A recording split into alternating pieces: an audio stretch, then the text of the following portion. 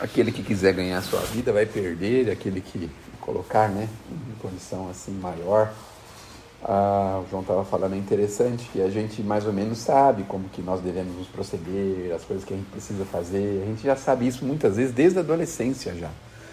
Muitos pais conseguiram dar pelo menos o essencial sobre isso para a gente.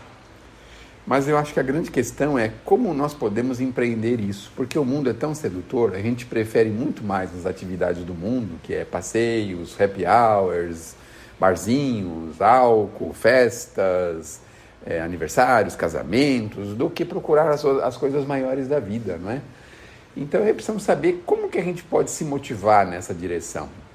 E a gente percebe que as pessoas se aproximam normalmente da doutrina espírita por uma questão básica, é a dor. Através da dor, muitas pessoas entram nas fileiras espíritas e nas fileiras religiosas buscando consolo, conforto, não é? Mas eu acho que a gente já pode ter um pouquinho mais diríamos assim, de discernimento hoje em dia, e nós não precisamos esperar a dor para que a gente vá para algum caminho bom, a gente já pode ir para esse caminho. E eu acho que é um esforço que nós precisamos fazer. É claro que é muito mais prazeroso para a gente aqui na Terra ter essas coisas que as pessoas, na maioria das vezes, têm. Mas a gente precisa ter aquele discernimento dizendo o seguinte: bom, eu posso usar as coisas do mundo normalmente, mas eu posso dedicar um pouquinho do meu tempo, um pequeno tempo, e buscar essa dedicação em alguma direção, em alguma diretriz. E para que isso possa acontecer, nós precisamos nos filiar a algum entendimento religioso. É difícil a gente conseguir fazer alguma coisa sem que a gente possa ter esse entendimento, né?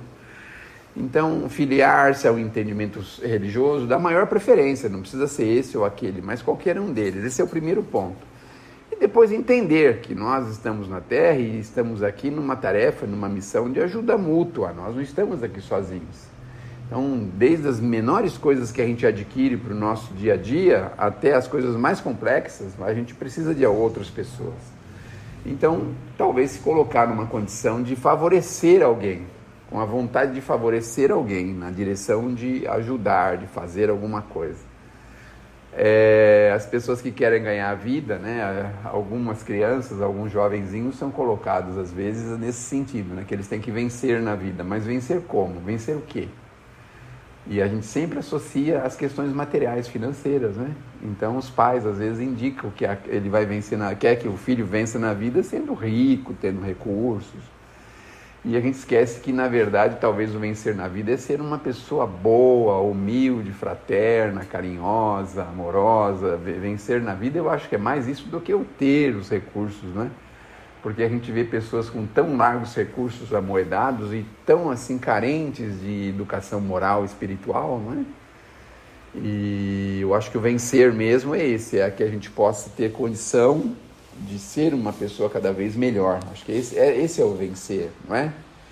Mas a gente já tem também essa base. E outra, a gente já conhece muita coisa no mundo. Se fosse coisa de 50 anos atrás, a gente talvez conhecesse menos, né? Mas hoje, com todas essas coisas que a gente tem ao nosso redor aí, vira e mexe, a gente tem conhecimento de uma tarefa no bem, de uma pessoa que fez tal coisa, outra que fez outra, ou que está fazendo uma, outra. Temos familiares associados a algum tipo de trabalho, todos nós temos alguém, né? A gente até acha bonito, no final do ano ajuda lá o familiar que faz isso ou aquilo, mas muitas vezes a gente não se integra. Mas eu acho que a tarefa mesmo é essa, porque o ganhar a vida, na verdade, é perder para o mundo, mas ganhar para Deus, né? Vamos colocar Jesus na nossa frente, perante a cruz, o que Jesus estava acontecendo? Ele não tinha perdido do mundo, que os romanos passaram por cima dele igual um trator, os seus próprios compatriotas, e estava olhando ele na cruz, ele estava vencido, não é?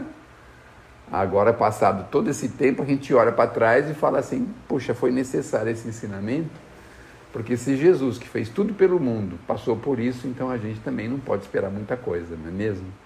Mas ele perdeu para o mundo, mas ganhou para Deus. Eu acho que a gente se esquece muitas vezes isso, que a gente precisa ganhar para Deus e não para o mundo, né?